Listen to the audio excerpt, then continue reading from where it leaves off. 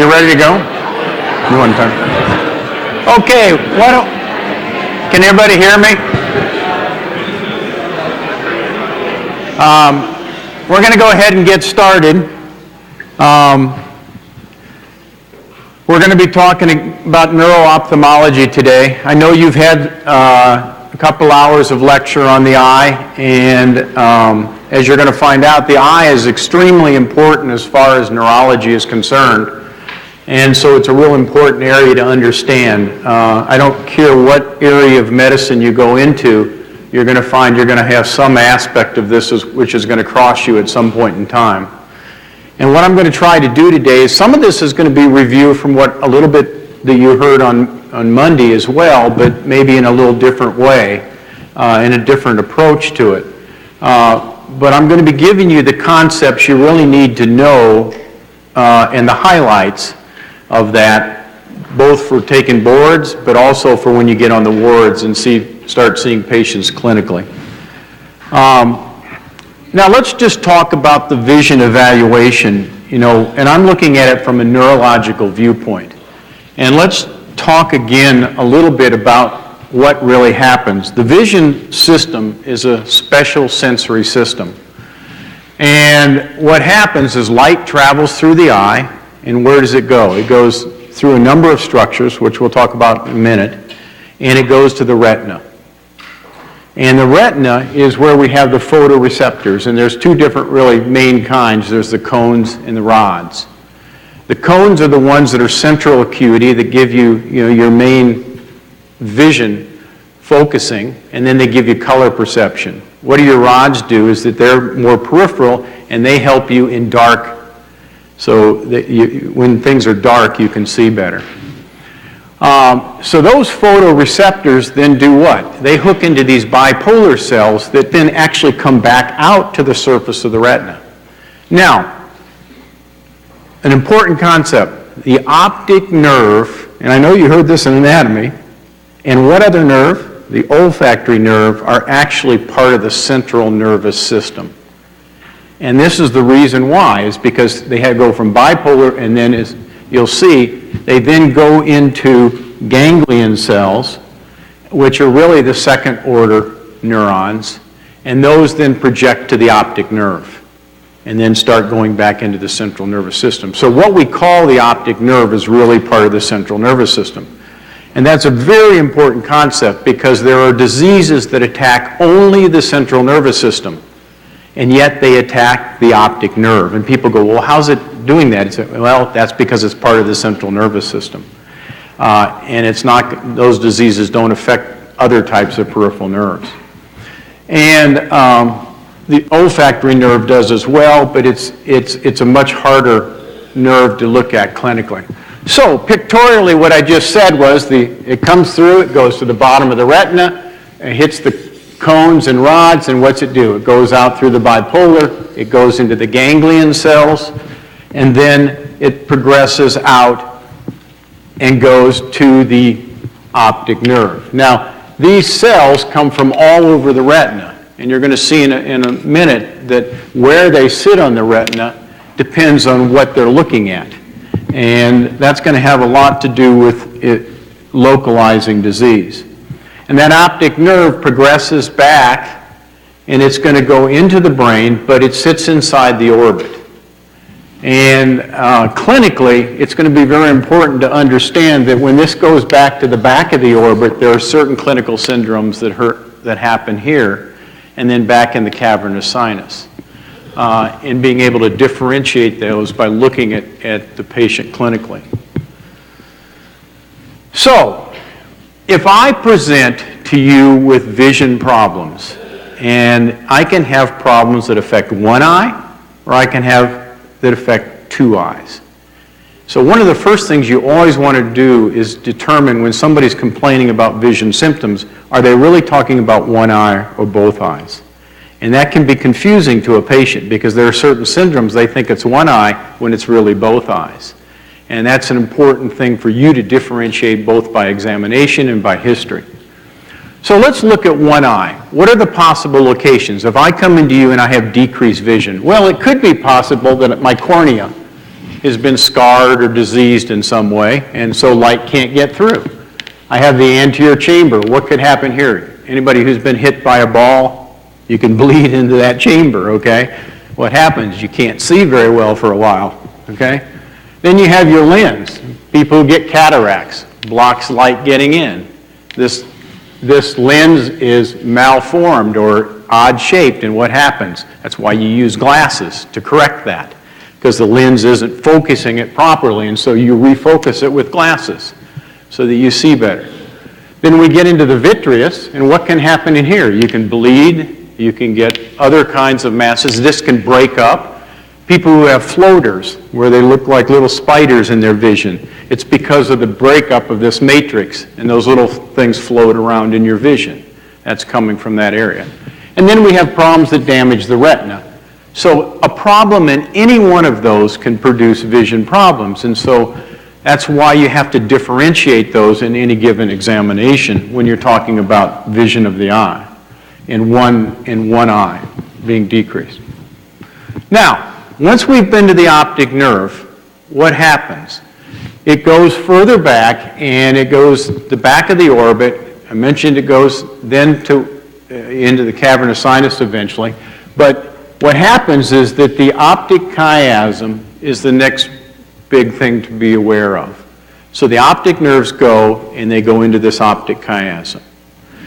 And part of the fibers cross, and we're going to talk more about that in detail here in a minute, and part of them stay on the same side. And that's real important in looking at things diagnostically in patients and localization. And then what happens that they form tracts on both sides, and those progress back to the lateral geniculate body. And then at that point, they're going to have further projections. Now, let's look at this again. So it comes through the eye, it goes through the optic nerve, and what happens? This is the optic chiasm. Now let's look at the fibers. If you look at the retina, the lateral part of the retina and the medial part of the retina go into different locations. Remember that the lateral always stays on the same side. And that's going to be true over here as well. It's the medial ones that cross. And what do the lateral ones do? They look that way. So the right eye is going to be looking left. The medial one of the left eye is looking what? Left. The lateral one of this is looking right, and the medial of this is looking right. So what happens is if you look at that, if I come back into the tract, what do I have? I have the lateral of the right, the medial of the left. So anything that affects back here is going to do what? It's going to affect vision on the opposite side in both eyes. And that's called a homonymous hemianopia. So if I had a left homonymous hemianopia, which means I couldn't see out of both eyes to one side, that means it has to be in this tract, or as you're going to find out, all the way back to the brain. Anything in front of that has to be in one eye. Okay? So you're going to see we talk about prechiasmal is monocular, postchiasmal is going to be both eyes are affected. Now, the other thing to be aware of is the chiasm itself. What goes through the chiasm here is the medial fibers of both. And what do those tend to do? They look laterally. So what if I have a tumor right here, a pituitary tumor? What if I have an aneurysm right here? Breast cancer metastasized to here. Those are three of the common things. There's a thing called craniopharyngioma for those of you who go into pediatrics. That's a common tumor that can grow in that area. All of those can compress this area. And what would be the symptoms that could be produced is what we call a bitemporal hemianopia, which means you're going to lose vision on both sides. So you're kind of like looking in a tunnel, is really what it is. And that's the reason that you see that is from that anatomy that occurs. So this is sort of a review of that. Optic nerve fibers, okay, we talked about the medial and lateral. We talked about the optic chiasm takes the medial, and that's why you get the bitemporal. And then we have those optic tracts which run back to the lateral geniculate. And then I've already mentioned this, we have the prechiasmal and the retrochiasmal as being monocular for the pre and binocular for the retro.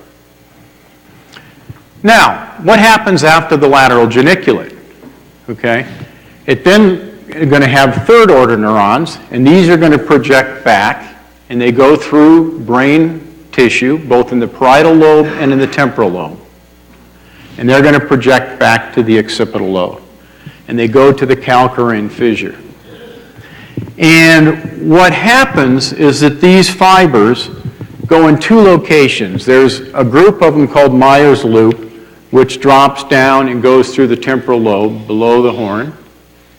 And we have those that go in the parietal, and they're superior. These project back to the superior part of the occipital calcarine fissure, and these go back to the inferior portion. Now, why is that important? Well, what happens is, if you remember, images are reversed.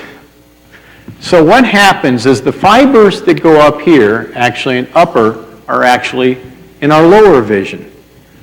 The lower ones have to do with upper vision.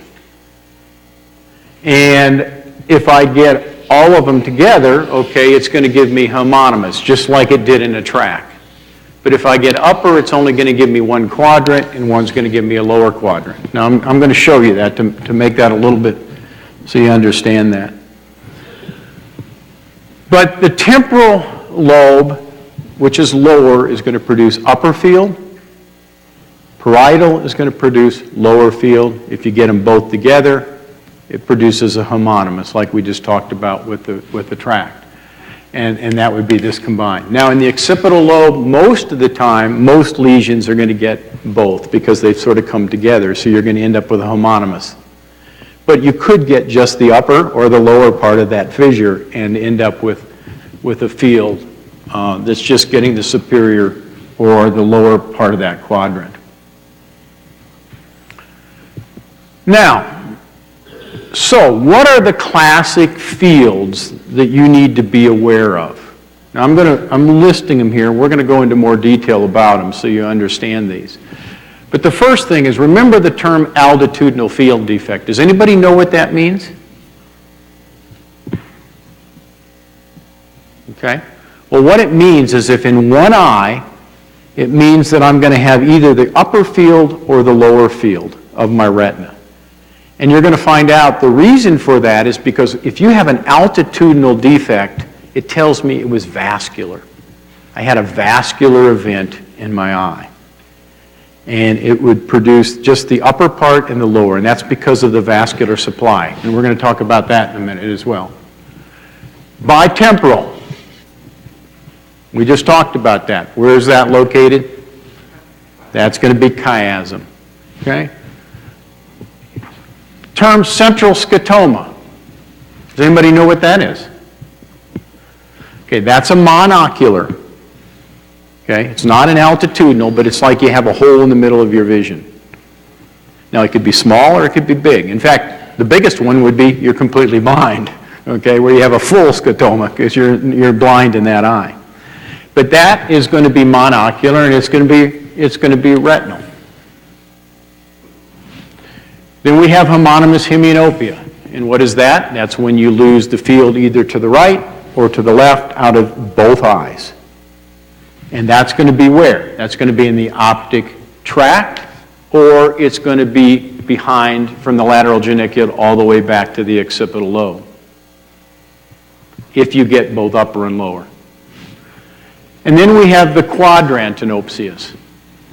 And that was what I was just talking about if you just get a quarter of it. So if I have just the two, I have a homonymous, but it's just the upper fields and it doesn't affect the lowers, that's coming from where? Temporal.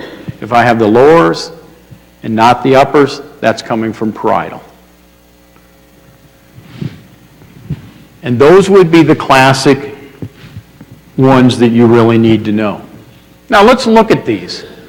If I was looking with either eye and saw a hole in my vision, that's a central scotoma. That's what it kind of looks like. Now, It could be any size, it could be any location in your vision. It just depends on where it's sitting in the retina and where it's sitting, blocking what fibers at that location. These are altitudinal. Now, they're not going to be straight across like this, okay? I mean, in reality, you're going to see there's blurring here, but you're going to get mainly upper vision affected, or you're going to get lower vision in one eye. And why do you see that? If you have an altitudinal defect in one eye, you start thinking that's vascular. I can tell you an example that my daughter had on her boards was that they gave a case where the patient had an altitude, and they said they lost vision in one eye, and it was an upper field, and they wanted to know what vessel that was. That was the question.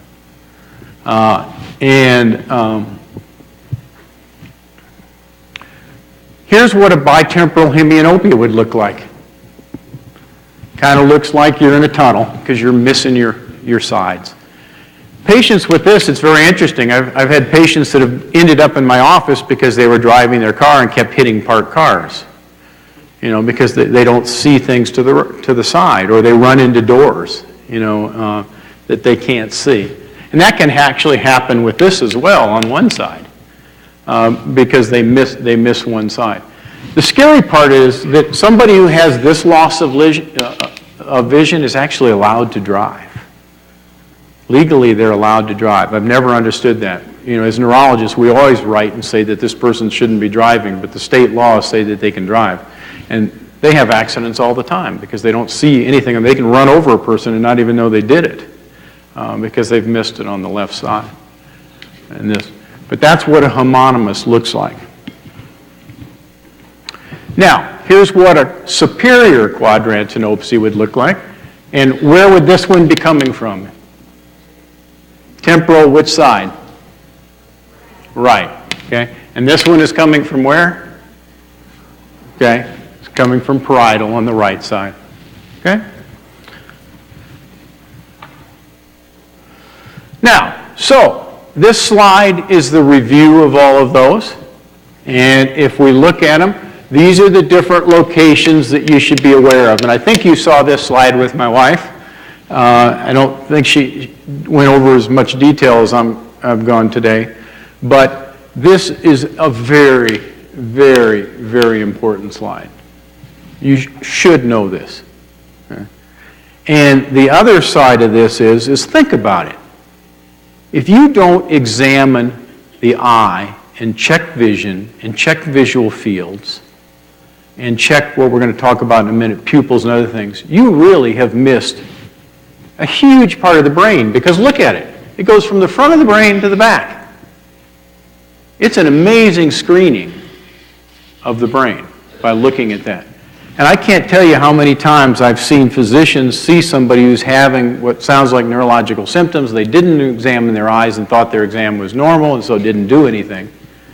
And all it would have taken was a simple, 1-minute exam to figure out that there was a massive problem going on by just doing visual fields and looking at the vision process. So, let's review again. We can have monocular. It's going to produce a problem in one eye. It could be complete. It could be altitudinal, up or down. Those would be the two. And the other one would be a central scotoma like the top one. Okay? Those are the types of things that you would see. If we move back into the optic nerve itself, it tends to affect one eye. Now, it doesn't have to be blind, okay? It can be distorted completely. Things are not always complete. We get back to the chiasm, and here's your classic bitemporal hemianopia.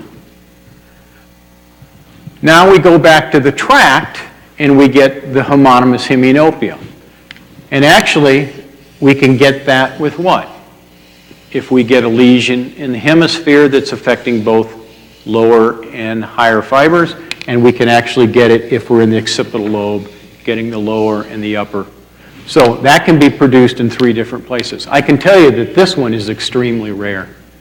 We rarely ever see this one because lesions just don't go there very often. This is real common, and this is real common.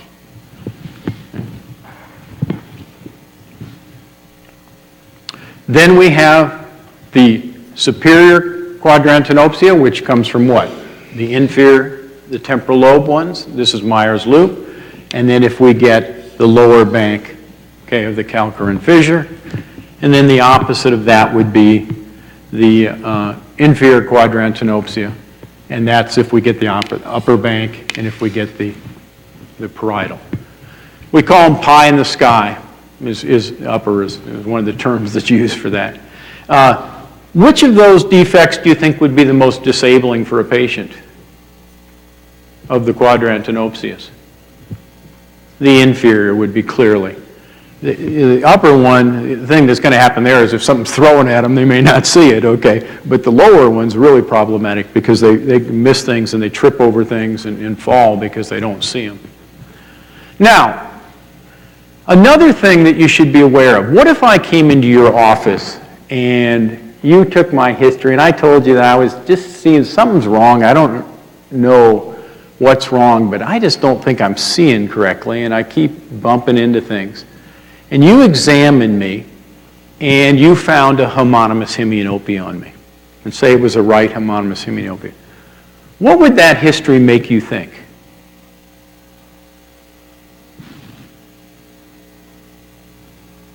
About pathology versus other pathologies. Any idea? Well, first of all, it would tell me it probably had been coming on gradually, because I hadn't just noticed it. I mean, you think about it. If you're losing half of your vision, okay, you'd think you'd notice that. But what actually happens when people have a slow process like a brain tumor or something that's growing, it happens so slowly they don't realize it's happened to them. There was an ophthalmologist in this community who actually had been operating for about 3 months. And he knew something was wrong. He said, when I'm looking, it's just things don't look right. And this was an ophthalmologist, okay? And he called me one day and says, I need you to look at me. And he came in, I checked his visual fields, and he had a homonymous. Well, he had a brain tumor.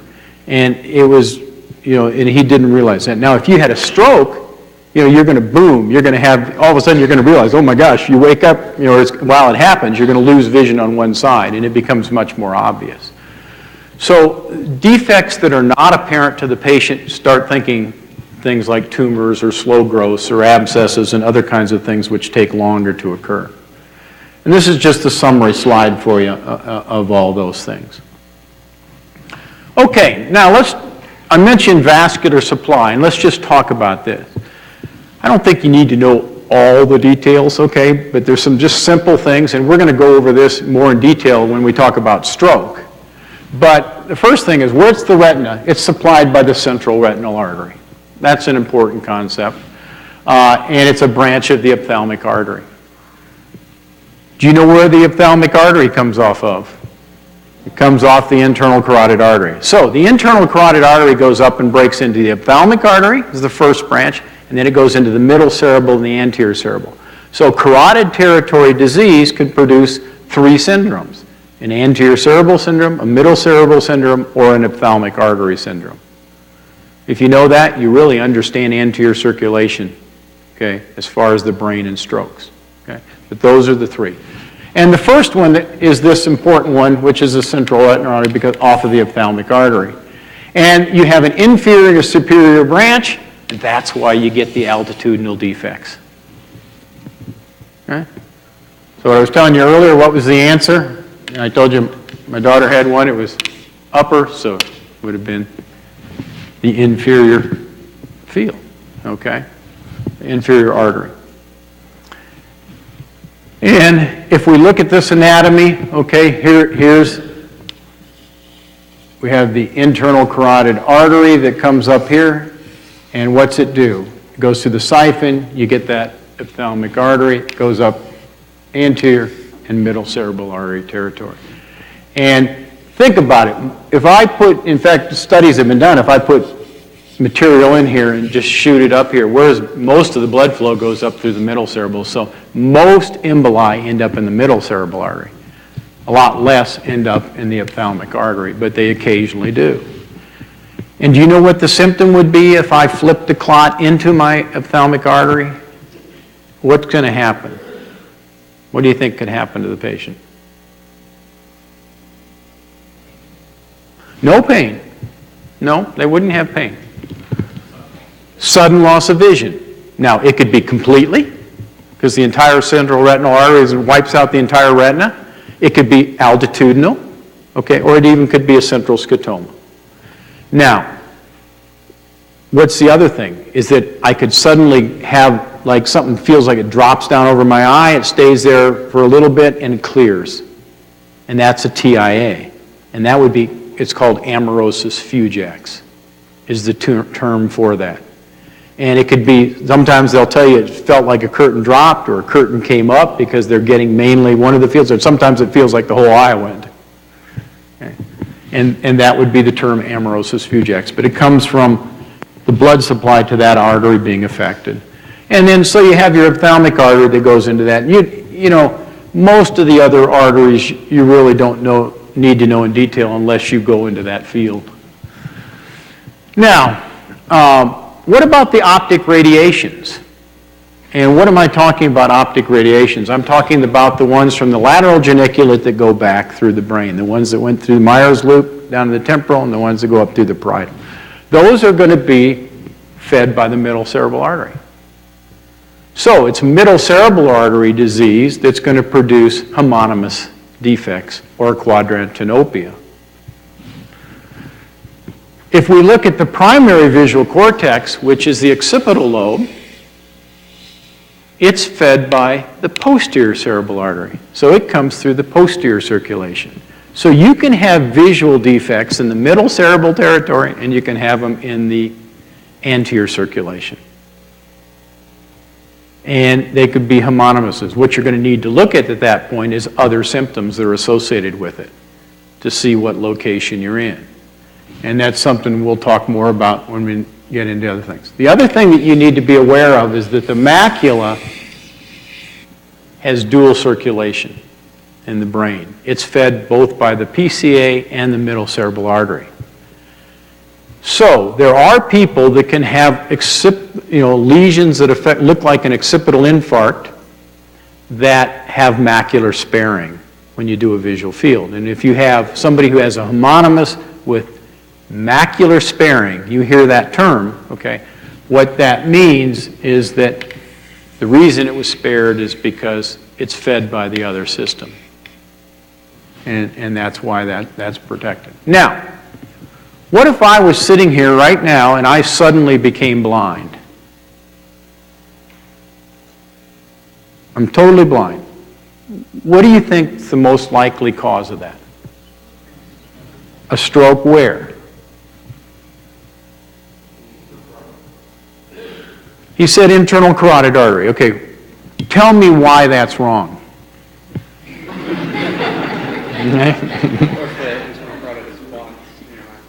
Well, think about it. Where does the internal carotid artery go? It goes to the ophthalmic artery, right? So it would only be one eye. Okay? So I wouldn't become totally blind. Okay? So remember I told you at the very beginning of this lecture, first thing you always want to think is it one eye or both eyes? That's the first thing you always want to look at. Okay? So it couldn't be that for that reason. Okay? So, taking that, think about that. What would be the most likely thing that might have happened? How could you explain it with one event? I mean, it's unlikely I'd knock out both ophthalmic arteries simultaneously. Okay? Just very unlikely. I mean, theoretically, I guess it's possible, but it would be. It's so unlikely. I don't think it would. It'd be occipital lobe. And why? Why anatomically could you explain that I'd get both occipital lobes simultaneously?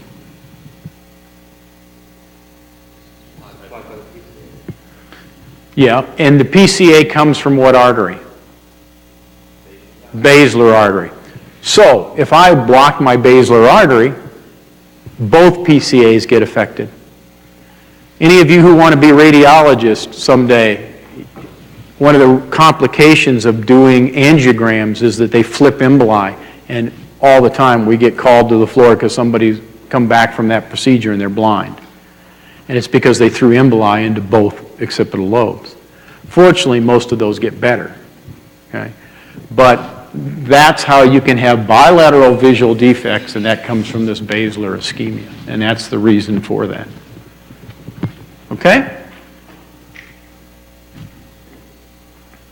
So, going back to the general exam, when you're examining a patient, the first thing you want to do is check their visual acuity. All of you have had that since you were in grade school done to you. And what is that doing? If I've got problems in one eye, I got to think about diseases that could be affecting the cornea, the anterior chamber, posterior chamber, the lens. You know, those of you see bad, most of it corrected with glasses. Okay? But sometimes it doesn't correct, and then we've got to look at other things. We're looking at optic nerve, and we're looking at other problems. Other thing you do is check visual fields. If your visual fields are normal, then we know that what we just talked about going all the way back is intact, and that's good. And the third thing you do is you learn to use an ophthalmoscope or other types of equipment which are available now and look in the eye so you can actually look at the cornea, look at the chambers, look at the lens, you know, and further diagnose it. So it's these three things that allow you to make diagnoses in the visual. But these are very important. You can do these at bedside and pick up a huge amount of the problems by doing this. And then even if you're not very good at this, you still will do well in making a diagnosis if you continue to look for acuity and continue to look at visual fields. Okay, any questions with that component? Great. Now let's go into the ocular motor system, which is the next really important system. And can somebody answer this question for me?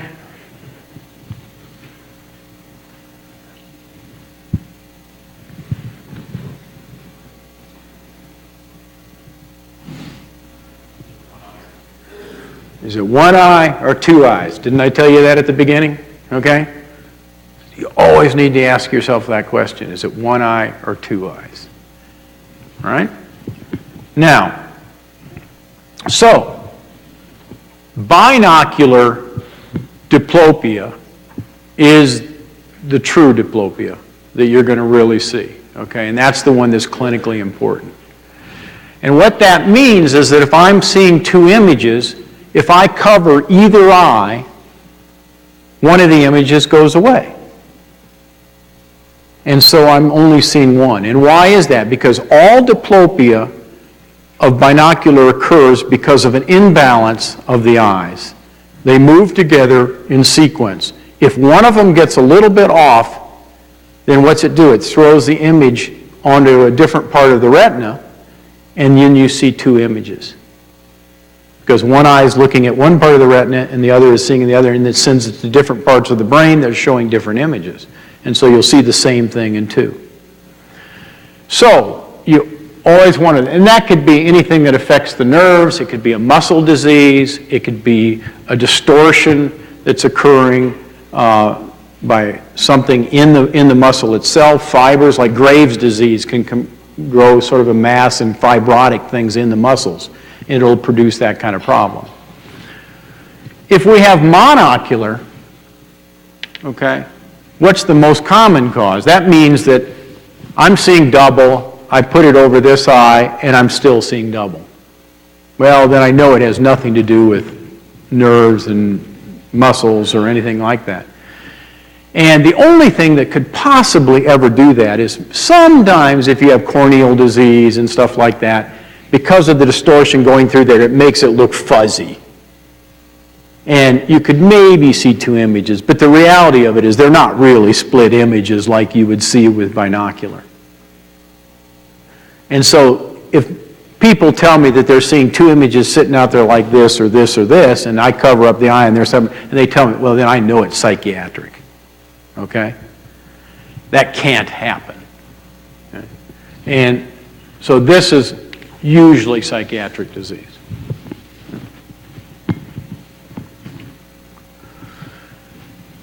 Now, there are 6 muscles that run each eye, and the amazing part about this system is that, think about it, we're going side to side and up, and they're in perfect sequence. So to give you a simple one, to go this direction, what am I doing? My right eye is the lateral rectus is pulling. So over here, my medial rectus is pulling. And I have to stop firing the lateral rectus on this side. And that system is an amazing system because it moves so rapidly. And it's in perfect sequence all the time, or we'd all be seeing double. And because of that, just a little bit of abnormality can produce diplopia. And what runs that? Well, the nerves do it because they're helping with that component, but we're going to be talking about there's also mechanisms from the brain, or what we call supranuclear, that are running that as well. And so you need to understand supranuclear problems as well as the problems that have to do just with the eye movements and the muscles. So you get that misalignment which produces the diplopia. Now, let's look at the muscles. And there's a superior rectus, pulls up, inferior rectus pulls down, lateral rectus pulls out, medial rectus pulls in. Fairly simple. Okay. The thing to remember is what? Lateral rectus is sixth nerve. All the others of those are third nerve. Then we look at the oblique muscles. And this is the one that I think is harder for people to understand. But let's look at this. The superior oblique is the fourth nerve. And that's all the fourth nerve does. And what does the superior oblique do? It intorts your eye. So it makes the eye rotate this way, and it wants to pull it down. So what happens if I paralyze this muscle? What's going to happen? Because it tends to want to pull your eye down, normally you paralyze it, what's your eye going to do? Your eye tends to go up. So it's going to be higher, or what we call hyperopia. It's going to go up. The other thing is it's not going to intort. And that can be really hard to see, although you can see it if you look at it, but it's hard. But for example, if I ask myself to look at my nose, what am I doing? I'm intorting. Those eyes are intorting. Now, the inferior oblique is doing just the opposite. But this one never gets isolated because it's unless you're having something specifically in the inferior oblique muscle by itself, which is but a nerve is never going to isolate that one by itself. And I think the simplest way to remember this is LR6, SO43. Okay, brings you back to organic chemistry, But and that's just a simple. Everything else is 3. And now, what about 3? 3 can affect 4 muscles, but there's 2 other things you have to be aware of that 3 can affect. And that would be the fibers, okay, for contraction of the eye, pupil. And the other thing is those that go to the levator palpebra, which has to do with the upper eyelid, and so people can get ptosis with it. So, when we're talking about the third nerve, those are the 3 things that we have to think about. If we have third nerve, we're going to get levator palpebra, you can get ptosis, you can get these 4 muscles affected, and you get the pupillary reflexes affected. So if my fibers that are producing contraction are damaged, what's going to happen? The eye dilates. Up here, I'm going to get drooping because it's damaged for that. And what's going to happen if all of these are damaged? You're going to get down and out. Why do you see down and out? Okay, so lateral rectus is unopposed, it pulls it out. Superior oblique is unopposed, and what's it do? I told you, it pulls it down. So that's why it goes down and out. Okay? This you will see. In fact, 2 weeks ago, I had 2 of these in one day in my office. Okay, and thank goodness the medical student diagnosed it both times. So it's not uncommon at all. And that is what you're going to see. Now, one of the things that you want to look at in any third nerve is the pupil. And the pupil in a pure full third is going to knock out the pupil and make it dilate. But another important clinical aspect is whether the pupil is affected or not. The difference is more likely if the pupil is affected, it's going to be a compressive lesion, like a tumor or an aneurysm. If it's not affected, it tends to be more vascular, and it's more like diabetes, which is a common cause of third nerve. So if a diabetic comes into my office with a third nerve and they have a normal pupil, I don't bother getting an MRI scan or a CT scan. I'll see them back in 6 weeks, and most of them are better. And you're going to save a lot of money and not have to put them through testing. Now, here's a person with a third nerve paresis. They've got the drooping, the eye is a little bit out, it's down compared to the other eye. We pull the eyelid up, and what do we see? The pupils are equal. That's a diabetic third. Here's a pictorial that shows you what? An eye that's out, down, you got ptosis. Sometimes this ptosis can be complete. It can actually completely cover the eye. It's so bad. And we see this is more likely what? It's more likely a compressive lesion. And why is that? Well, these parasympathetic fibers tend to be on the outside. And so vascular, which is inside, tends to get more inside, and compressive lesions tend to get the parasympathetic on the outside. And that's why we tend to see that differentiation. But I can tell you that's a real common board question, okay? Because it's a common thing that any doctor, diabetes is so common, they want you to understand that. Now, I threw this in here.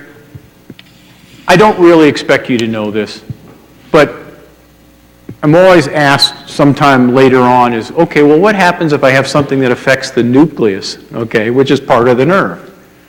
Is it any different? Well, I'll tell you, in third nerve it can be. It's very difficult many times to pick up, but there's some fine things that actually the fibers to the superior rectus originate in the contralateral abducens nerve. So actually you could see a patient who has contralateral superior rectus palsy at the same time is that they have a nuclear third, and that would be a clue that it's a nuclear third.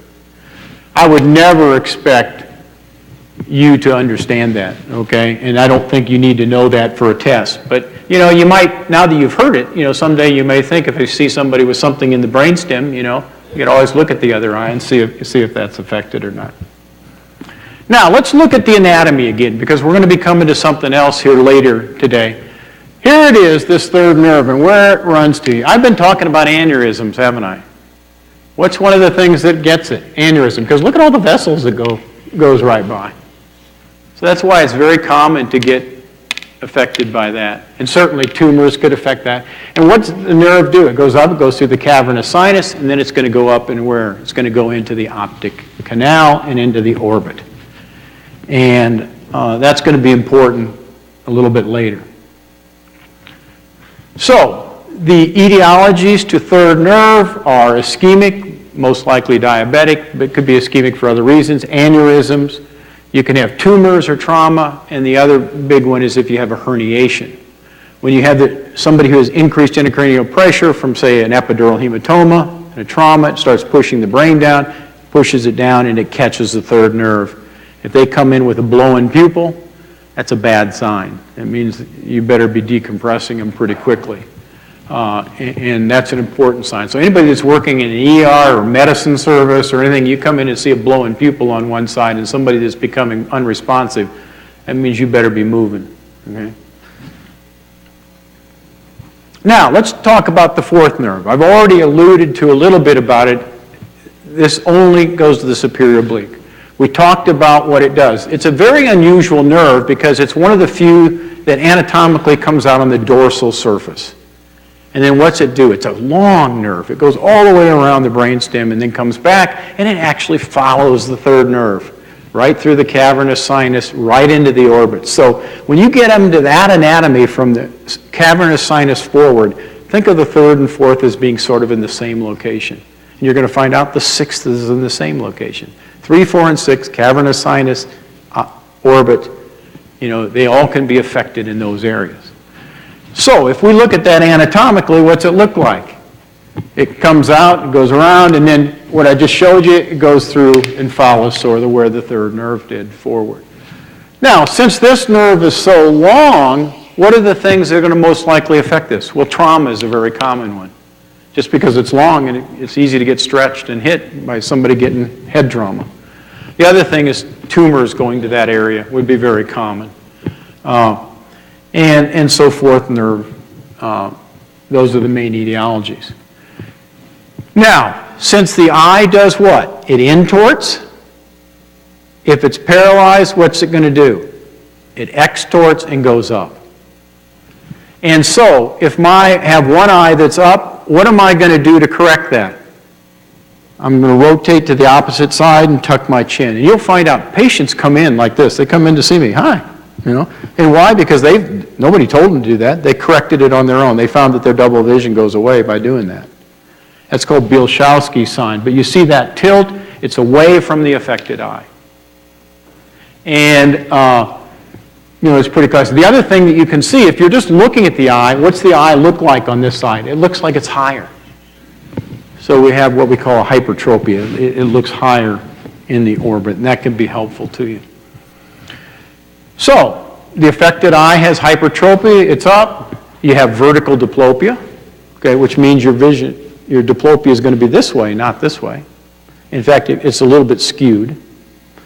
And then you can have vertical diplopia improves with the head tilt away, and it actually worsens with down gaze as well. And why would that be? Because it just separates it further, because it can't go down. Superior oblique isn't going down. So it just makes it worse by trying to look that way. Nuclear, no difference, so you don't really need to know anything. And as I already told you, the main things, are trauma. It's the biggest thing. Now, the sixth nerve, another very important nerve. And it also has only one muscle. It's the lateral rectus. And that's the one that pulls it out to the side. And some things anatomically that are important about this one to remember. I'm going to talk about a little bit later, but let's look at this patient. They're looking this direction. And what are we seeing? We're seeing this eye doesn't go out, and this one comes in. And this tells me I have what? It looks like lateral rectus muscle is affected. If I had them look up and do everything else, it's all normal, and this would tend to be a lateral rectus palsy. Now, what can happen is that sometimes when it's not affected, the eye actually can rotate in. If I knock out a 6, they could be looking at you, and this actually could be the affected side because it's not opposed, and so it tends to rotate in. And you'll see that. But you'll find that out as soon as you start asking them to go into different directions. So when you're testing for it, you look at movement laterally. You want to see a complaint of horizontal diplopia. They'll tell you it's like this, not like this. And you want to exclude upper motor neuron causes. Remember that. Sixth nerve, you see a sixth nerve, think I've got to go and look at supranuclear palsy problems, which we haven't talked about yet, but we're going to. Okay? They can mimic that. And that's an important thing to look at. And then always consider, muscle disease like neuromuscular junction and other kinds of things that can affect those muscles. Now here's somebody with bilateral sixth. Looking straight ahead, okay, they're trying to look out, it doesn't go, this one comes immediately, we see the opposite here where it doesn't go out quite as much. And so they're seeing double in both directions. Now, I told you there's a couple anatomical things. One of the things centrally is that we have the seventh nerve, which goes back and produces this facial colliculus and then comes out, and we have the sixth nerve here. So look at it. If I have something affecting the brainstem, it's not uncommon to get 6 and 7 simultaneously. So if you see a 6 and 7 together, think about it being in the brainstem. And that's really the fact that you just need to remember about that. I'm going to skip the nuclear 6 because you really don't need to know that. Now, causes of this are multiple. Trauma, ischemic, increased ICP. Why does it get increased intracranial pressure, produce a 6th? Well, because the nerve goes out and it goes right over the tent, and so you increase the pressure, it pushes down on the 6 nerves. So bilateral 6 are not uncommon in increased intracranial pressure. The other one to remember is this one. What can mimic it is thiamine deficiency. I know that was on my boards, not my neuro boards. That was on my first year boards, and that was on my third part boards. Okay, they had a thiamine deficiency problem.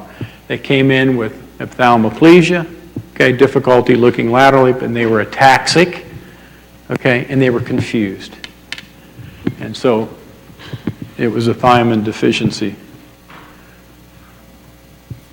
Now, we're going to talk about this later, but one of the things you've got to look at with all these nerve problems we talked about is if I see somebody and nothing makes sense, it looks like there's multiple things going on, and I don't have pupil changes and I don't have vision changes other than maybe double vision, and I may have ptosis and I may not have ptosis, start thinking myasthenia gravis. Okay. It can mimic 6th, it can mimic superior obliques, it can mimic thirds, except it would be a third without pupil changes, okay? And it may have ptosis. And then if you're doing that, you can do ice pack test or tensilon test, and you can check for it. And as I said, we'll talk more about that in a different lecture. Okay, any questions about the nerves themselves and movement? Okay, let's take 5 minutes, okay?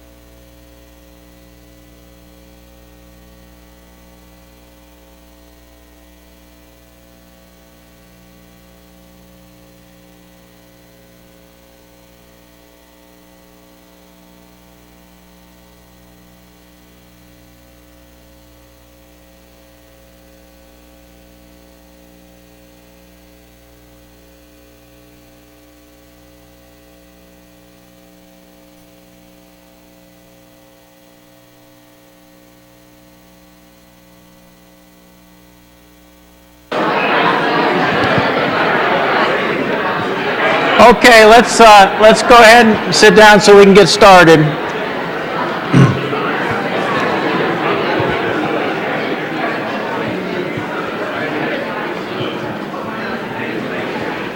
Okay, now we're going to talk about a topic which I think is going to be a little harder for you as far as understanding. At least the others, you've had some in the past and you've seen it previously, but I think the supranuclear part was always the hardest for me to understand, at least initially.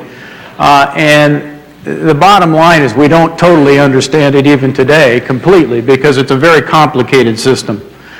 And really there are some just basic concepts you need to learn about it.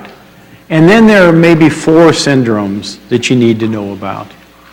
And those 4 syndromes are going to be something clinically you may run into again, no matter what field you are in. And let's just talk generally about it. There are gaze centers, and this is simplifying it. Okay, it's more complicated than this, but really we have a horizontal gaze center that's in the pontine area. That is called the paramedian pontine reticular formation, and it's adjacent to the 6th nucleus. And what does that center do? It has to do with horizontal gaze. Okay? We then have a center for vertical gaze that's in the pretectal area of the midbrain. I can tell you this one is really important for pediatricians. Okay? Actually, I saw one this morning before I came over here because I saw a fellow who has progressive supranuclear palsy, okay, which is a disorder that mimics Parkinson's disease that has this kind of problem. So you can see it in lots of different situations. But both of those receive input from the cortex. And we do get it from the frontal cortex, and we do get it from the occipital cortex, and those interactions are very complicated. We're going to talk just about a little bit of that, and not about all of it, because most of it isn't. Now, this looks like a real complicated, but I threw this slide here. I always debated to put this slide in here or not, but I think it's important because we talked about what this thing is. And I think simply what this is, here's that gaze center. And what does it really do, okay? It sends fibers to the lateral rectus on the same side, and it goes over, and it goes up through this thing called the medial longitudinal fasciculus. And it then goes across to the medial rectus. And so when you think about it, that's what's needed to do gaze, isn't it? You're going to use the lateral rectus on the ipsilateral side and the medial rectus on the other side. So that's how they get stimulated when you want to do lateral gaze. And that's basically kind of what's happening with that center. Now, so it mediates that conjugate gaze. And what happens if I have a lesion of that center, then what's going to happen? It produces a gaze preference away from the side of the lesion. And that's so if I have one that's near the obtuse in the pons, and I get a right pontine lesion, what's it going to do? It's going to make my gaze want to go the other way because it paralyzes it to the right. Okay? So your gaze paralysis would be to the right. Your gaze preference is to the left. And those are important concepts to keep. It sometimes is confusing to think about which one's the palsy and which one's the preference because it makes a difference. Now, that receives input from the contralateral frontal lobe. And that's where most motor function comes. And so, if we have a destructive lesion of the frontal lobe, then what happens? It produces a gaze preference towards the side of the lesion and away from the hemiparesis. So, that's a real important concept. And the way I always thought about it, if you see somebody who comes in who has a sudden paralysis on one side, say it's my right side, and I look at the patient and their eyes are deviated to the left. Both eyes are deviated to the left. Immediately I know that that's left frontal. Eyes point towards the lesion is the way to remember that. If eyes point towards the lesion and it's a frontal, then that tells you it's a frontal lesion affecting the conjugate gaze center. Now, what if I stimulated let's say I had a seizure in that area. what would happen to my eyes? Okay? They would start jerking, okay, the opposite way. So you can have an active response as well. Yeah.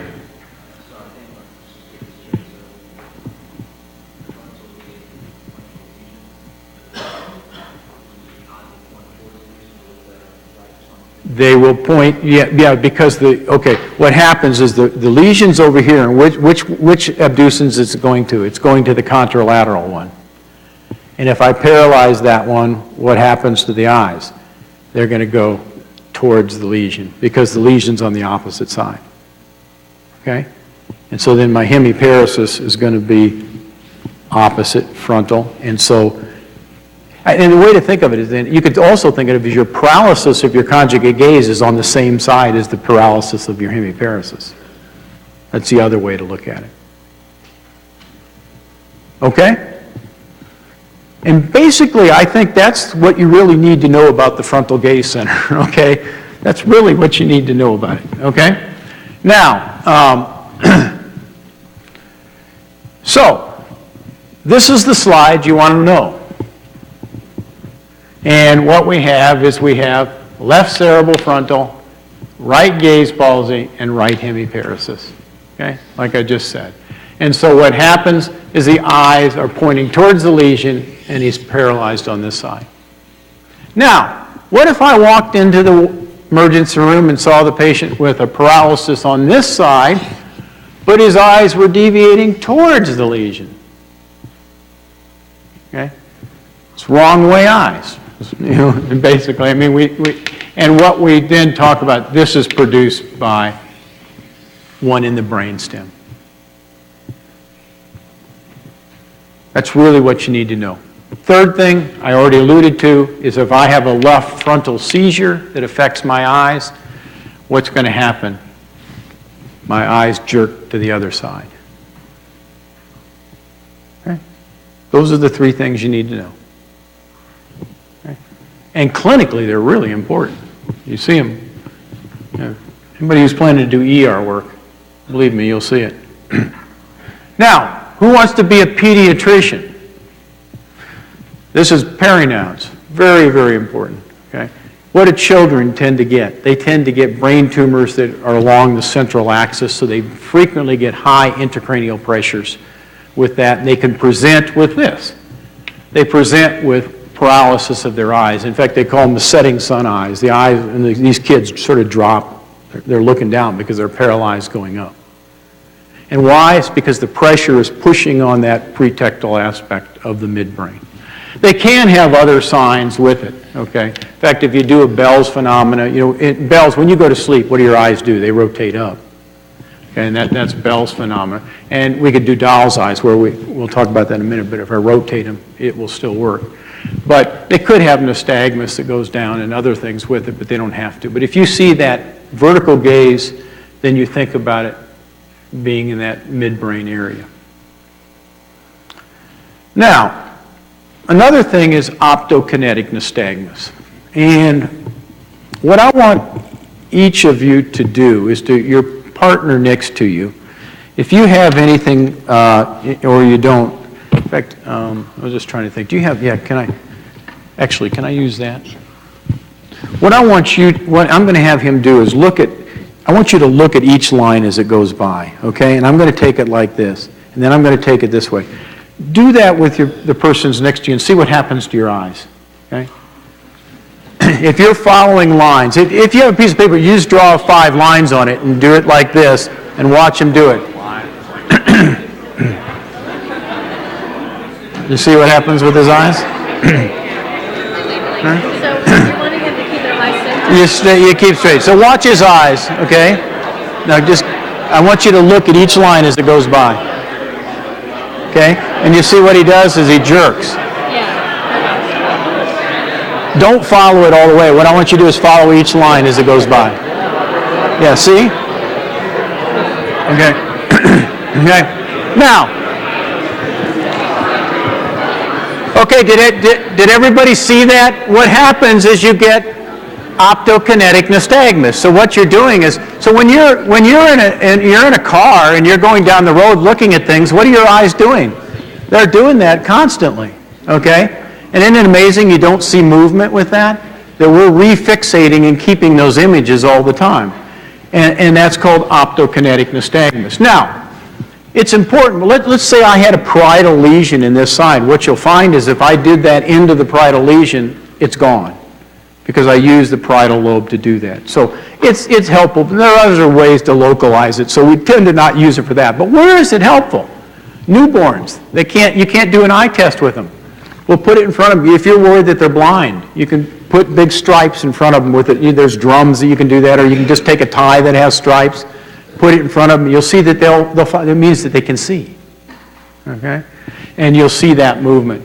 And so that's why it can be an important test in different things. But that's another thing that you should know about. Now, the other one is intranuclear ophthalmoplegia. Yeah. We're going to talk about that in a minute, okay? I'm getting to that. So I'm not, ask me about it later if I don't answer your question, okay? Now, this is a real important thing. It's I&O is what we talk about. And remember we talked about things that can mimic sixth nerves, and you think about things like that. Well, we think about I&Os. The MLFs, do you all know what the MLF is yet? Have they had that yet? The MLF, you haven't had that. Okay. What the MLF is, it's two tracks that really run right down the middle of the brainstem on both sides. And it's the tracks that interconnect 3, 4, and 6. And so it's a very complicated pathway system, but that's why all the movements go together. They go through those tracks and interact with each other. And so it's the roadway that connects the levels of 3, 4, and 6. And that's a simple way to think of it.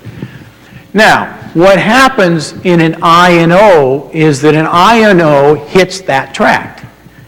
So anything that affects an MLF that goes up and down the brainstem produces an I&O. So you can have a left I&O, you can have a right I&O, and you can have a bilateral I&O. And why is it important? Because as soon as you see one, you know it's brainstem. What are the most common causes? Multiple sclerosis and stroke.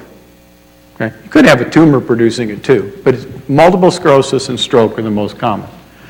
Now, let's look at what it is. Here's the patient, and they're looking straight ahead with the front one. I ask them to look right. Eyes move over, everything's fine. Okay? I have them look this way, and what do I see? Medial rectus doesn't come. This one goes out, but what do we get? We get nystagmus. So what happens? The eyes do this. Go back, go this way. And this one doesn't go across. So when you see that, they get horizontal diplopia, and they get nystagmus in the abducting eye. Okay?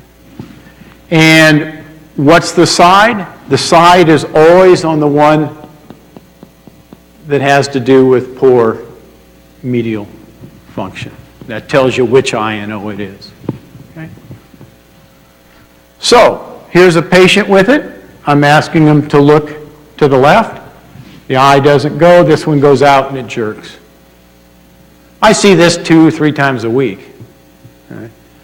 And why? Because I see a lot of multiple sclerosis.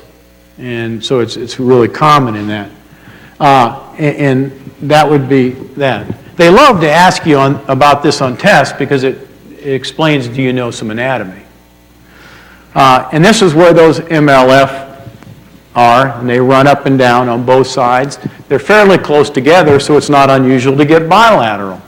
And so you could get it on both sides. And what would happen if I do it on both sides is this eye is going to go out like this, and this one's going to do this. It's going to do it like this on both sides. Yeah? Why it's the bilateral side of the lesion? That's the way it works. You know what? I can show you a computer program of it, and you won't want to look at the computer program again. It's amazing. The wires. There's a guy at Johns Hopkins who has tried to figure it out, and he gave up after years of it's so complicated, the interconnections, okay? And I think just remember that fact. Okay, is simple. You know, it's something, if you get interested in that component or neurology and want to do that, there's a field that you could look at it more because they're certainly still doing research on that. Okay, let's look at pupillary abnormalities. Pupil reaction. Direct gaze, consensual, and swinging flashlight are the three important things that you need to understand about this. What happens is that I don't know what I did with my thing, but anyways, the light comes in the eye, and remember, it goes back, and what happens is that light then comes back, and it goes through those tracks for vision. But it actually comes back, and then where does it go? It goes back to the pretectal nucleus. Pretectal nucleus sends it to both Edinger-Westphal nuclei. The Edinger-Westphal nuclei send it out through the third nerve on both sides, and you get contraction.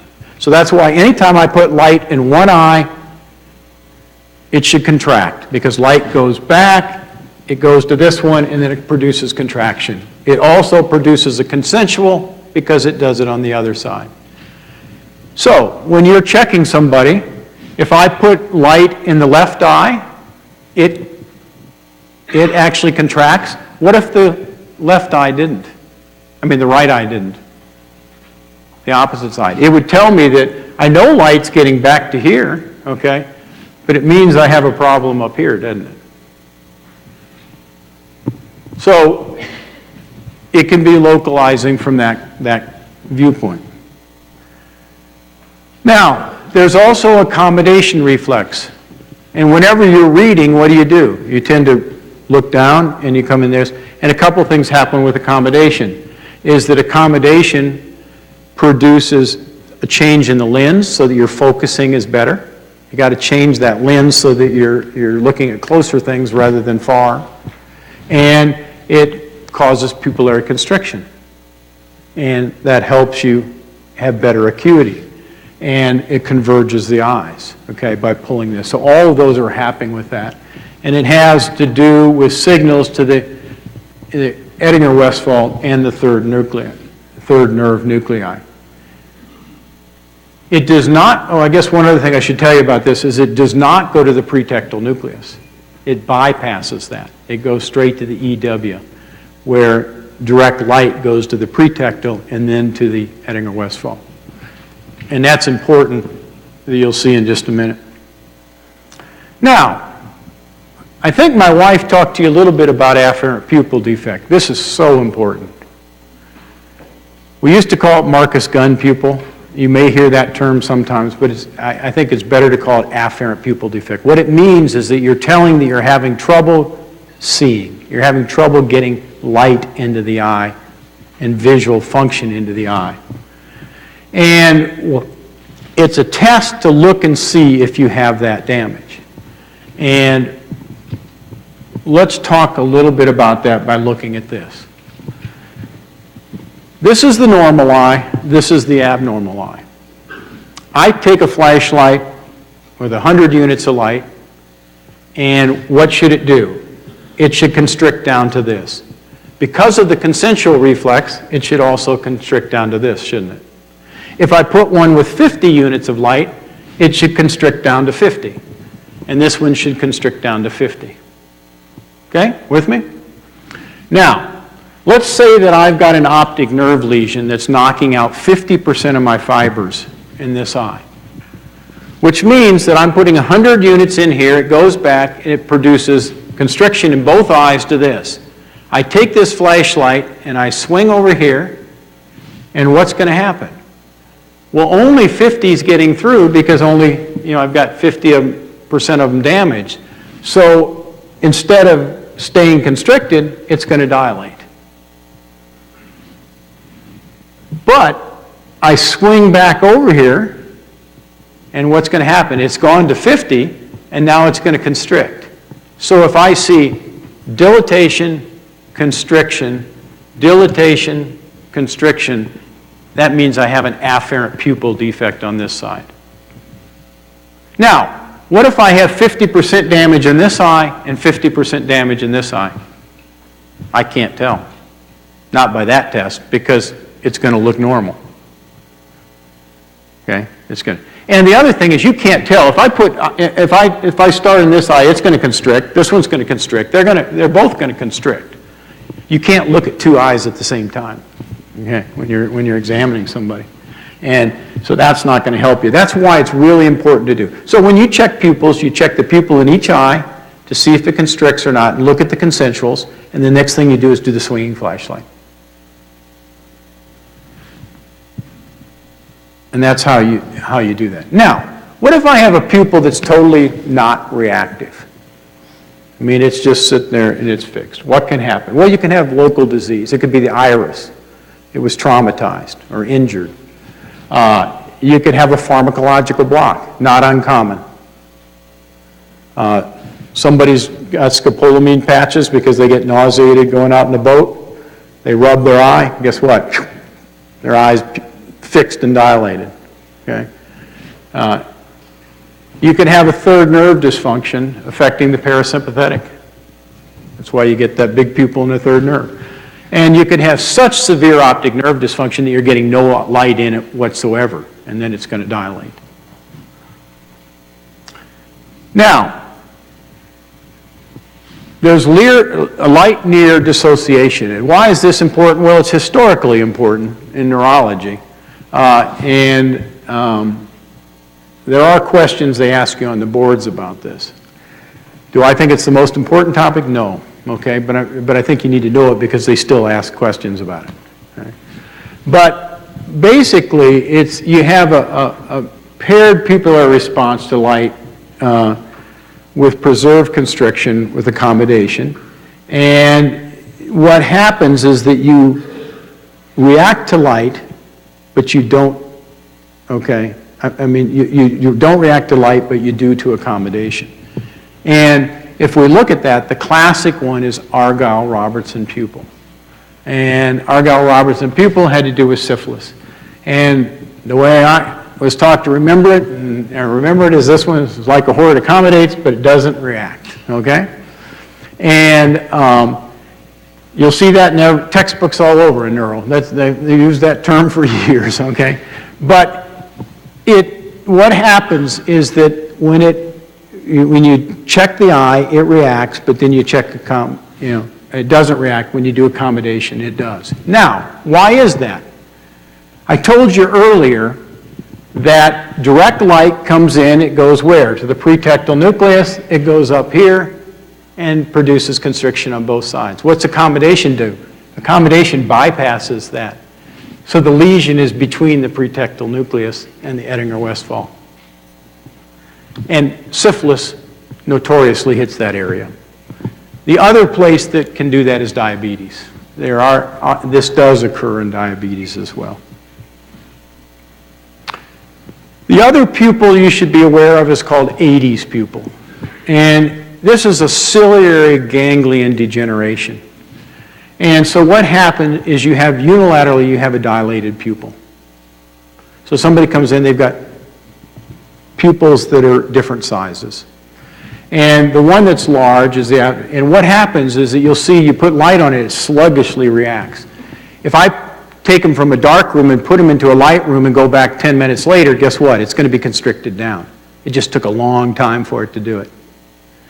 And this is, and the reason it's important to know about that is it's usually a benign condition, and you want to differentiate it from other things. It was just something that they had a degeneration in that ganglion. There is a thing called Adie's-Holmes, where it's more common in women. They have an Adie's pupil, and then they also have loss of their reflexes, and they get orthostatic. They get other autonomic dysfunction as well. And the other one that you should be aware of is Horner syndrome. And when I started, we used to have to know how to differentiate first, second, and third and all those, and there were tests to do that. I don't think you need to know that anymore. You just need to know it's a Horner syndrome.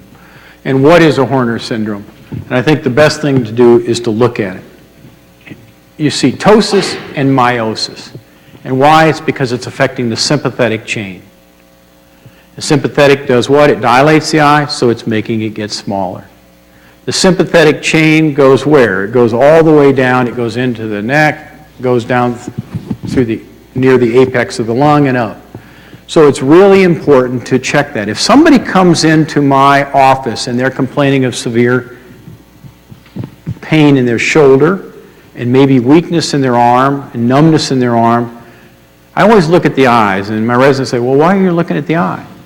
Well, I want to see if they have a Horner's. If they have a Horner's, I know they have a brachial plexus lesion. And that answers that for me. And so I'm going to look for that. And it's a simple thing to do, is look at their eyes. And I'm going to get a chest x-ray, and I'm going to be looking for, a tumor or something like that with the Horner's. Okay. What about coma is the other real important aspect of looking at the eye exam.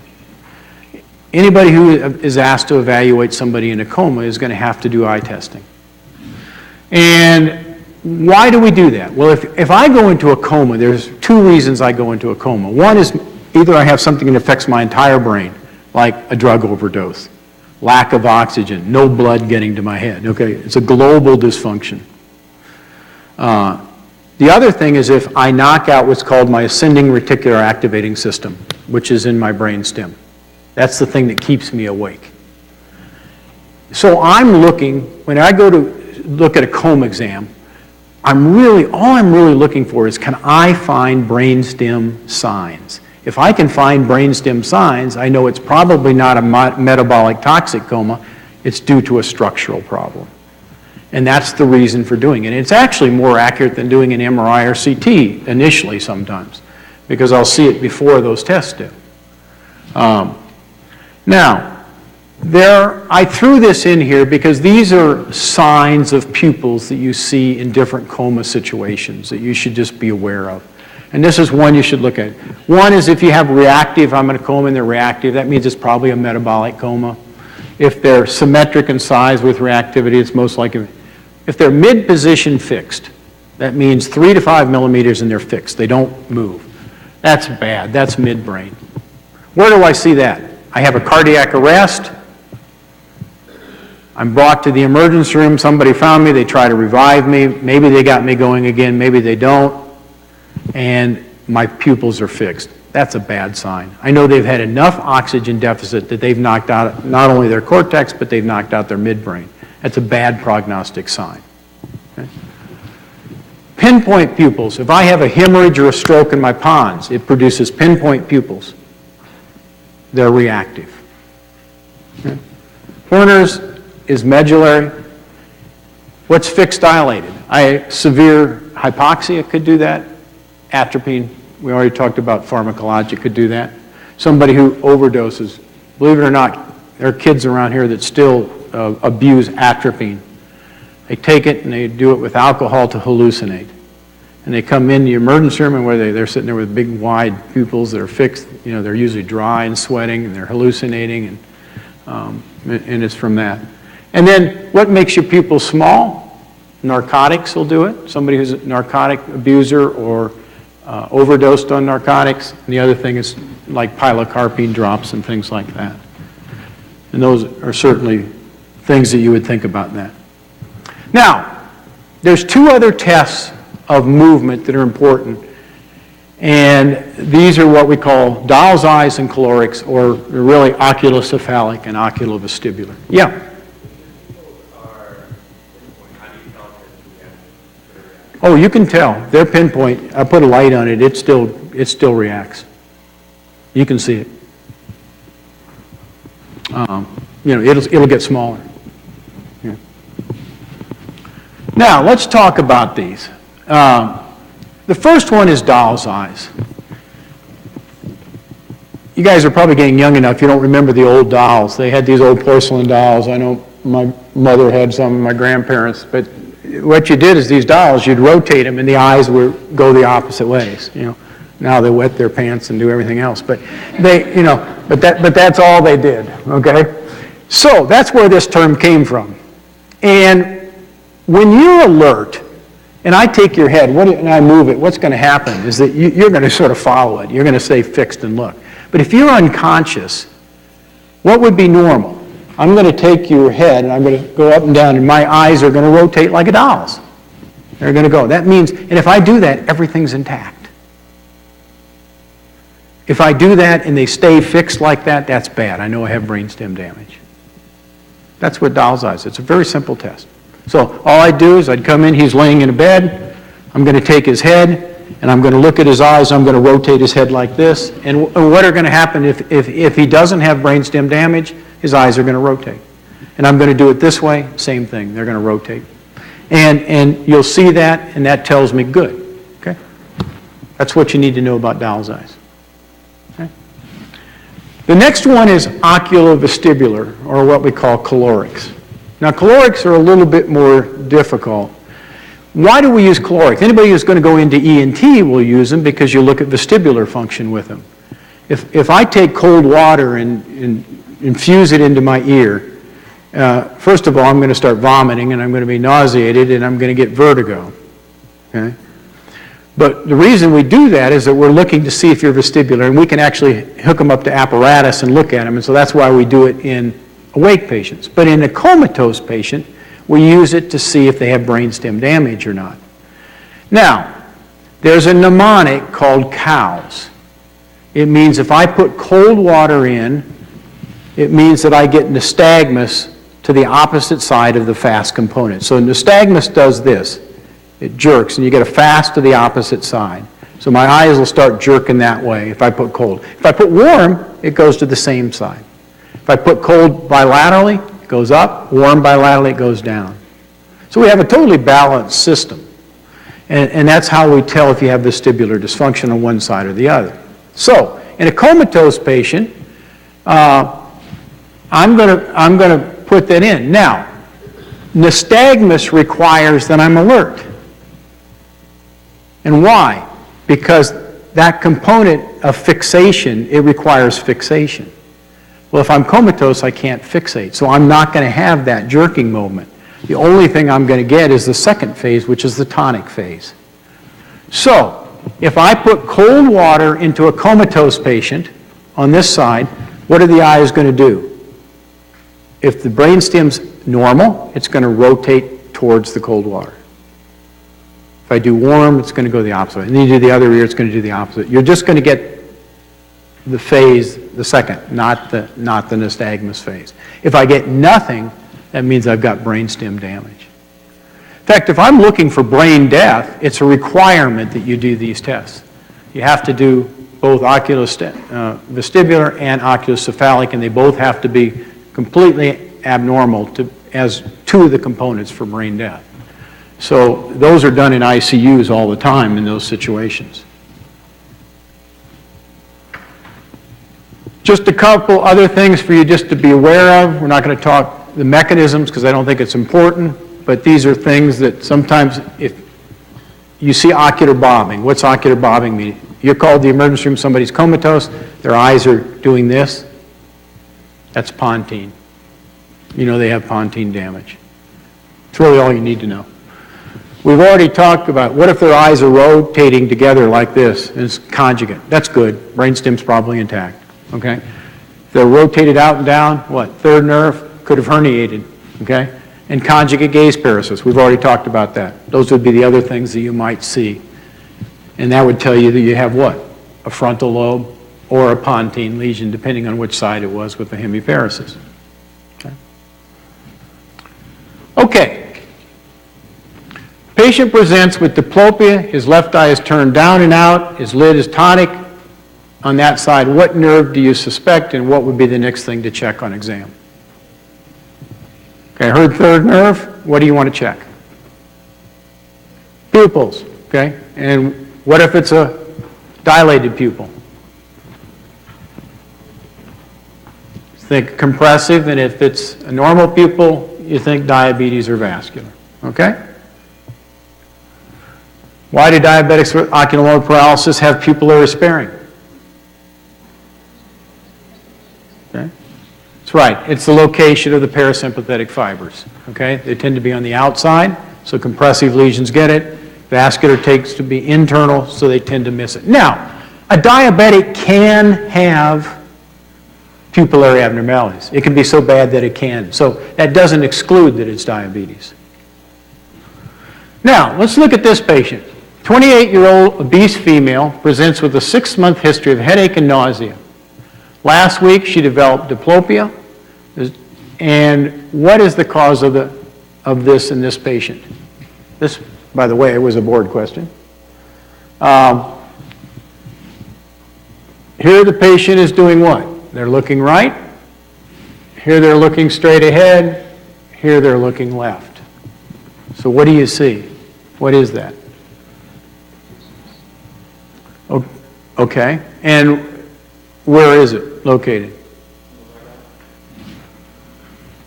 Okay. Anybody else? It's bilateral. Because look at this one. 6 doesn't work on this side for the right eye. 6 doesn't work on the left. Bilateral 6th, what was one of the main things you think of with bilateral 6th is increased intracranial pressure. So, increased intracranial pressure, this is a condition called benign intracranial hypertension, common in young women who are overweight. And it can produce that. Now, there are other things that could do that.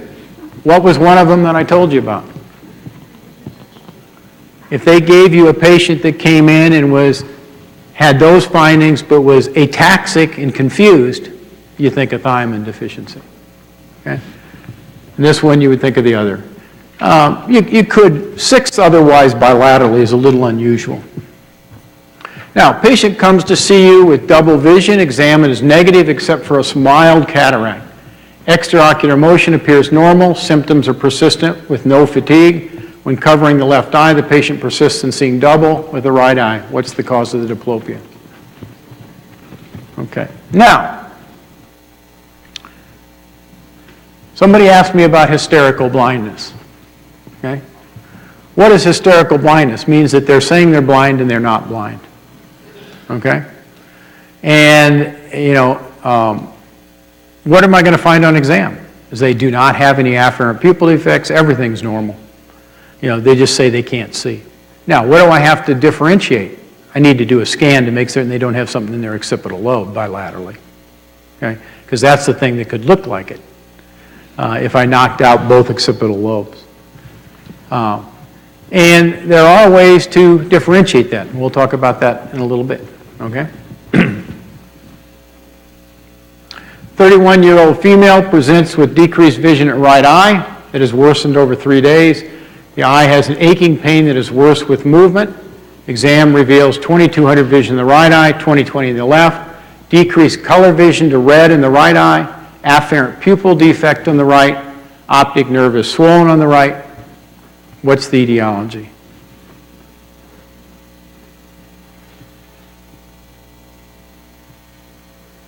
Any ideas? Put this in your memory, okay? This is a really important syndrome. It's optic neuritis, okay? Classical for multiple sclerosis, but it occurs there are many other causes of optic neuritis as well. What are the classic things? They get decreasing vision, they have afferent pupil defect. The other thing is they move their eyes, it hurts. It's like their muscle hurts. That's an optic neuritis. It's a classical sign. And when you look in, they see a swollen nerve. You can have those exact symptoms, you look in and you don't see a swollen nerve, then it's called retrobulbar neuritis. That just means the inflammation's a little bit further back in the nerve and you're not seeing the swelling up front. Okay? Same thing, means the same thing. But that's the difference in those two terms. Well, when you distort the optic nerve, you get distortion of color. And for example, that red can right there, this Coke, would look duller. It doesn't look as red. In fact, if you hold up red in the other eye for the person versus this, they can tell a definite difference between the two. 76-year-old male was playing cards and developed sudden vision loss in his left eye. He has been healthy. His complaint is of significantly dimmer vision in the eye with trouble making out images. What should be considered and what history should be obtained. First of all, what do you think's going on? Vascular, vascular. Sudden onset, focal deficit, you think vascular. Okay? And what history do you want to know in somebody like this? And the reason I'm throwing these questions up here is these are classical board questions that they're going to ask you about. Not necessarily written this way, but I'm trying to give you the information that you would need to know. What would you think about in this patient? He's had a vascular event to his eye. Now, this same patient, what if I told you that that vision got better in 30 seconds, went back to normal? TIA, okay? Same thing. What do I want to ask this patient? Okay? And what do I want to look for? Okay? Well, you want to see if they have any symptoms of temporal arteritis.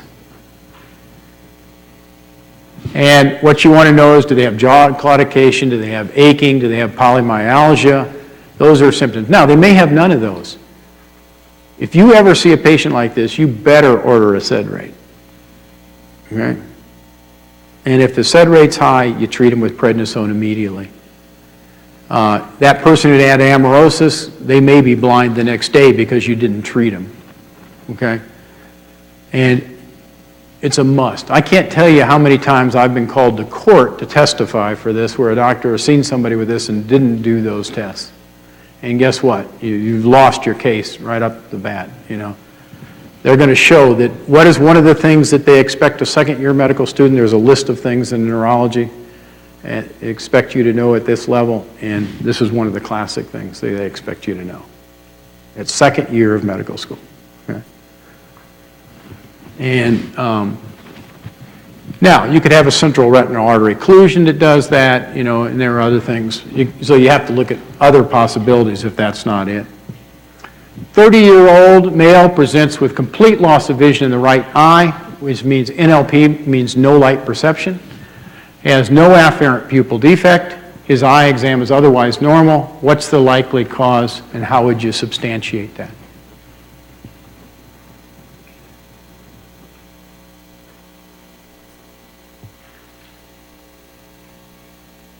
What do you think the cause is?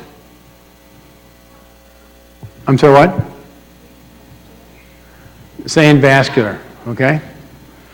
Well, I've seen this a lot. Guess what? This person, who wants to go into psychiatry? Anybody? This person would be going straight to you, okay? This is psychiatric.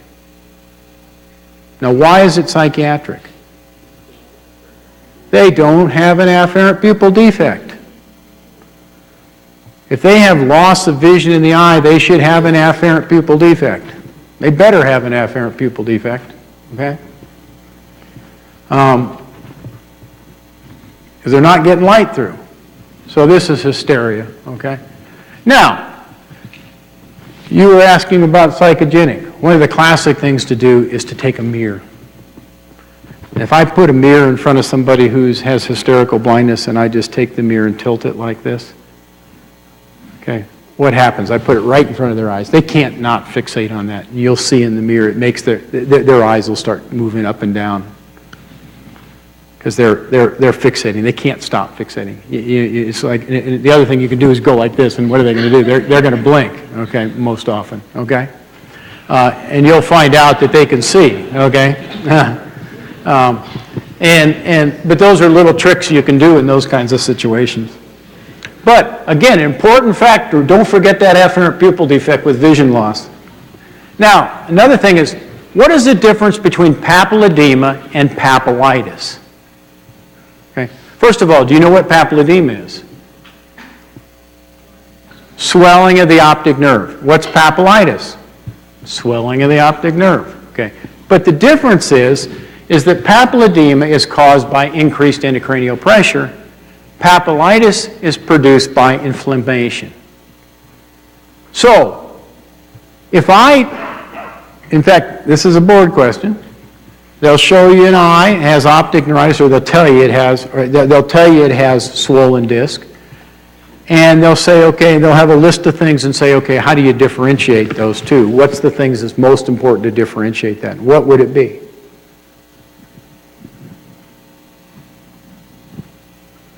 Any ideas? Okay, well, the biggest thing would be that papillitis, okay, has decreased vision. The optic neuritis case I just gave you, with the swollen disc and the MS, they get decreased vision. Papilledema doesn't get decreased vision. They have a swollen disc and their visions can be normal. Now, if they've had it for months, okay, then it could be putting so much pressure on the nerve, eventually you start losing vision, but it's going to be, or you can get what's called visual obscurations, where they transiently lose vision in their eyes because they're getting so much pressure over time. But the big difference is that right from the beginning, you're going to get decreased vision with papillitis versus papilledema. Now, 4 major monocular causes of visual loss. And I know you've heard about this before, because I know you heard about some of them on Monday. But again, real important. What are some of the 4 major causes of visual loss? Okay? Well, but these are ones that you should know about. Optic neuritis, we just talked about, or retrobulbar neuritis. Amaurosis fugax, which we talked about. Okay. Anterior ischemic optic neuropathy, okay, which I know you saw a picture of on Monday. And this is where it's an ischemic lesion of that. And the other one is temporal arteritis. Okay. Those are 4 things you want to remember. Okay, because those, you see somebody with reduced vision, those are the 4 things you want to think about. Okay, 66-year-old male is found unconscious and on the ground in the parking lot after complaining of chest pain at work and leaving to go home. He's taken to the ER. What ocular signs would be helpful in this patient? Okay? All those things we talked about, okay? They were down. We want to see if they have fixed pupils. Tells they've had severe anoxia, conjugate gaze paresis. They have on one side of the brain versus the other, or brain stem, depending on if it's wrong way or right way eyes. No doll's eyes and no calorics, okay? Depending upon the scenario. Now, patient presents with decreased vision in the right eye and right eye paralysis of 3, 4, 6, and has a sensory loss to pin in the right forehead. Now, we talked about that all those nerves, remember I told you that they go where? They go to the cavernous sinus, then they go in through the optic apex. And then they go into the orbit. So, where's the lesion with that? The second question is what if you have above and you add V2 to it? I don't know if you know, when you take the boards, you don't all take the same test. They have a bank of questions. You go in and you may get 80 questions that are different than the other person's getting.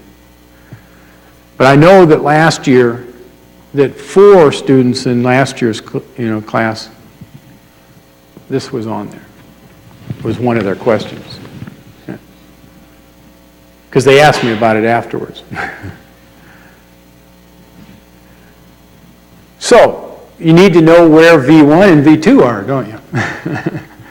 and with that, the first one's an orbital apex.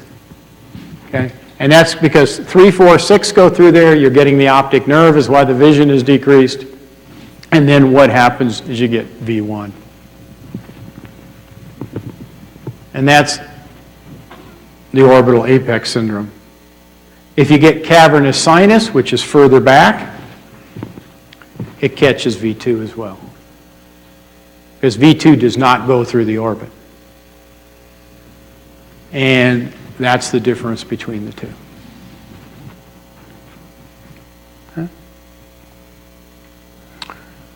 I'm going to skip those because I spent so much time doing that one. And I just want to make certain, we talked a little bit about pupils, do you understand this? Do you know what the term anisocoria means?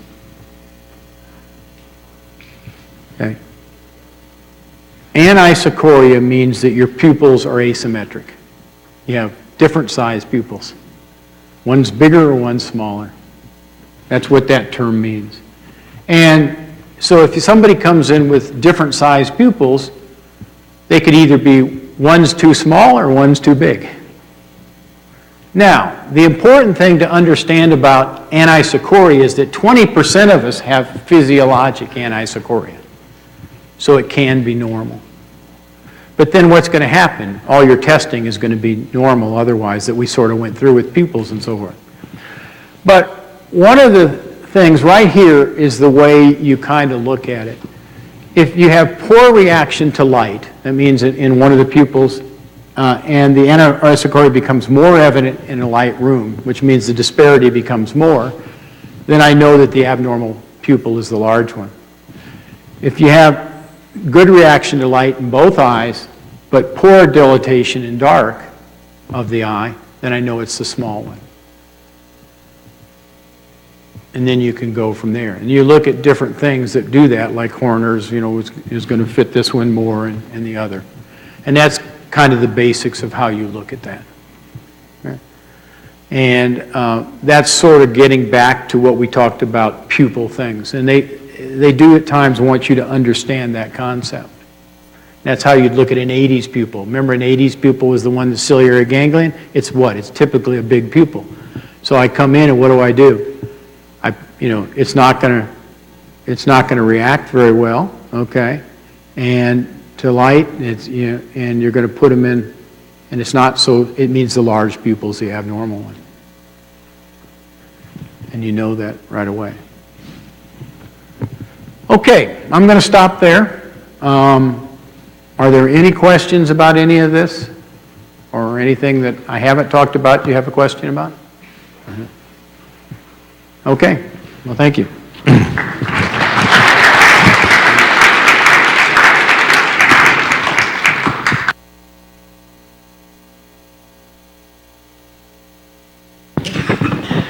Just a couple things. If you haven't signed the sheet in the front, please do after